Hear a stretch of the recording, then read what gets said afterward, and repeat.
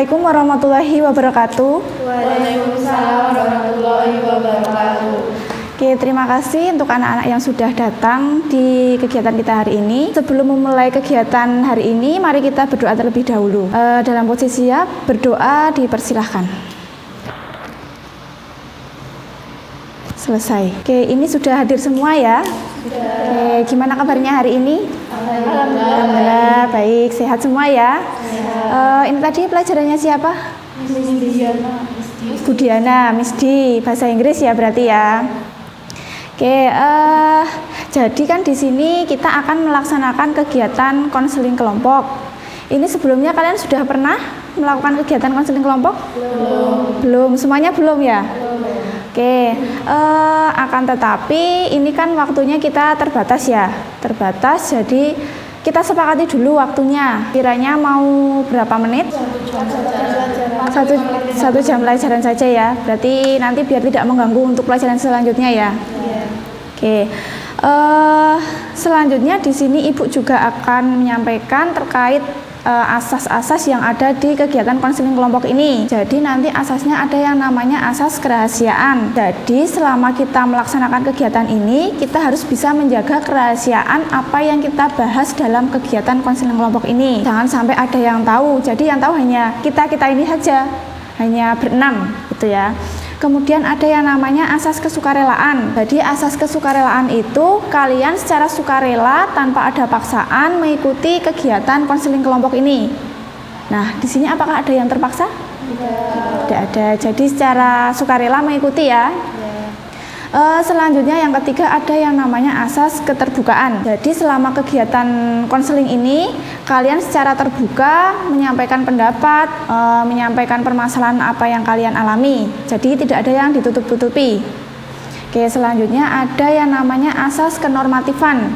Asas kenormatifan ini kalian saling menghargai pendapat satu sama lain. Dan yang terakhir ada yang namanya asas kekinian. Jadi asas kekinian ini kita membahas permasalahan yang ada saat ini mendesak dan harus segera diselesaikan. Jadi apakah sudah siap untuk melaksanakan kegiatan konseling kelompok ini? Siap.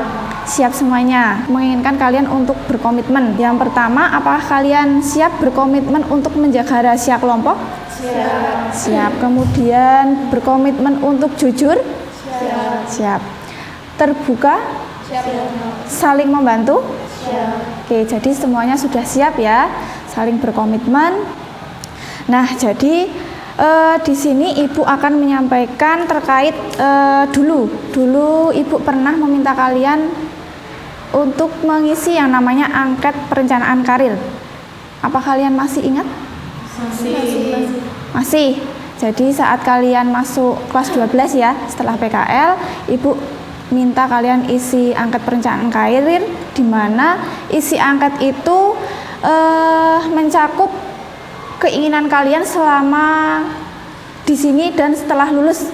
Inginnya seperti apa? Apakah ingin bekerja, ingin berwirausaha, ataupun ingin melanjutkan kuliah? Nah, dari apa yang sudah kalian isi, di sini Ibu melihat kalian berlima itu minat setelah lulus SMK itu bekerja. Betul? Jadi kalian mengisi bekerja semua ya? Nah, bekerja semua, dan saya baca itu ada beberapa alasan kenapa memilih bekerja. Ada yang ingin mendapatkan penghasilan sendiri, kemudian ada yang ingin membantu ekonomi keluarga. Nah, selanjutnya ada juga hambatan yang kalian tulis di sini. Salah satunya belum memiliki gambaran atas pekerjaan. Kemudian masih ada yang labil untuk menentukan karir. Jadi kalian masih kebingungan gitu ya, setelah lulus SMK itu mau bekerja, tapi bekerja di bidang apa, bekerjanya seperti apa gitu, masih bingung gitu ya. Oke. Nah, untuk lebih jelasnya ini kan secara hanya gambaran garis besarnya ya. Ibu pengen kalian menyampaikan satu persatu apa sih yang kalian rasakan, apa sih yang kalian merasa apa ya, dipermasalahkan gitu. Mungkin bisa satu persatu secara bergantian. Siapa? Saya. Oh, Mbak Gintania, silakan Mbak. Jadi setelah lulus SMK nanti, saya tuh pengen bekerja karena pengen membantu perekonomian keluarga. Terus juga pengen berpenghasilan sendiri gitu, biar nggak merepotkan orang tua. Maaf ini, untuk orang tua pekerjaannya? Kalau bapak itu guru harian pas, kalau ibu rumah tangga. Oke, jadi bisa membantu gitu ya kalau misalnya ada keperluan apa gitu ya. Oke, Mbak Intan, kenapa kok Mbak Intan pengen bekerja setelah lulus SMK? Saya setelah lulus dari SMK mau pilih bekerja, alasannya ingin membantu ekonomi keluarga. Serta saya 3 bersaudara. Di sini saya sekolah sambil freelance juga, Bu. Oh, jadi sudah sambil bekerja gitu ya? Iya.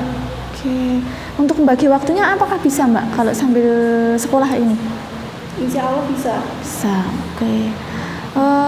Jadi ini untuk membantu keluarga juga karena punya adik ya. Di sini kita menyepakati satu saja yang kita selesaikan dalam pertemuan kali ini. Nah, tempat siapa yang akan kita selesaikan? Kinta dulu ya. Bersedia ya? Sedia. Oke, tadi kan Mbak Kinta sudah menyampaikan permasalahannya terkait perencanaan karir, kenapa ingin bekerja setelah lulus SMK. Saya ulangi lagi, itu yang pertama karena ingin membantu ekonomi keluarga, kemudian ingin punya penghasilan sendiri, kemudian cita-citanya sendiri ingin bekerja di sebuah perusahaan bagian arsip, gitu ya. Apakah ada hambatan untuk mencapai apa yang Mbak Kinta inginkan tadi? Kalau untuk hambatan sih yang pertama belum tahu gambaran tentang pekerjaan. Gambaran tentang pekerjaan, oke. Belum tahu syarat-syarat keterampilan yang harus saya miliki itu seperti apa.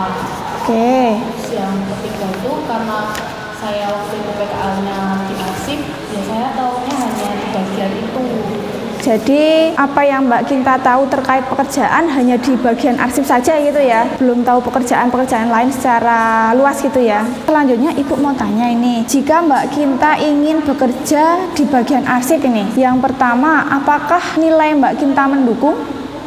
Untuk nilai sih sudah KKM dan tuntas.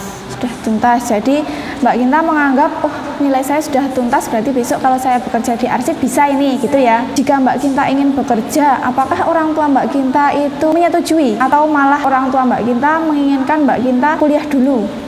Untuk orang tua menyetujui dan mendukung apa yang saya pilih. Mbak Kinta pernah menyampaikan belum ke orang tua kalau pengen bekerja tapi bekerjanya di bidang arsip gitu? Sudah. Dan orang tua menyetujui juga. Oke, jadi semuanya mendukung ya orang tua. Nah, karena kita hari ini akan menyelesaikan permasalahannya Mbak Kinta, jadi Ibu akan menyampaikan analisis individu dari apa yang diisi Mbak Kinta kemarin. Jadi dari hasil analisis yang pernah Ibu bagikan, itu di sini tempat tinggalnya bisa dijelaskan bahwa jumlah lebih banyak itu di sosial. Jadi kemungkinan besar itu tinggalnya kalau bekerja lebih cocok ke yang mengarah ke sosial gitu. Mengarah ke sosial. Oke, ada yang tahu nggak contohnya? Tadi kan sudah kita baca bersama-sama ini. Kalau di sosial kan berarti banyak berhubungan sama banyak orang gitu ya Bu. Itu kayak bisa jadi pelayanan pelanggan itu kan, soalnya kan jadi ketemu banyak orang gitu. Bertemu orang lain gitu ya. Oke, bisa ditulis ya Mbak Kintania nanti sebagai gambaran Mbak Kintania juga nanti setelah lulus SMK. Jadi tidak hanya berpandangan wah setelah lulus arsip nih, ternyata masih ada pekerjaan-pekerjaan lain yang sesuai dengan tipe kepribadian kamu. Ibu juga pengen Mbak Kinta untuk isi lembar kerja. Oke, bisa diisi dulu.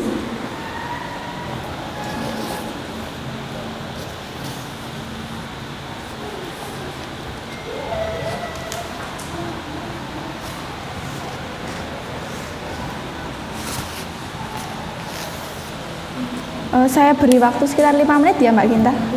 Bisa diisi dulu.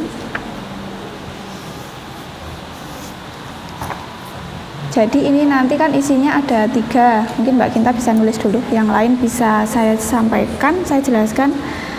3 itu yang pertama menuliskan keinginan karir yang sesuai dengan Anda, kemudian pekerjaan yang paling sesuai dengan kompetensi keahlian saya, dan yang terakhir apa yang perlu ditingkatkan. Jadi nanti teman-teman yang lain juga bisa mencoba isi lembar kerja ini, nanti bisa dicocokkan dengan itu tadi, angket Holland tadi. Oke, silakan diisi dulu.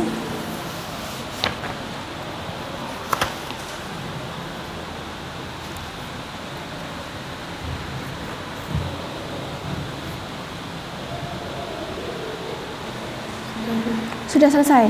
Oke, mungkin Mbak Kinta bisa membacakan, nanti teman-teman yang lain tolong diperhatikan ya.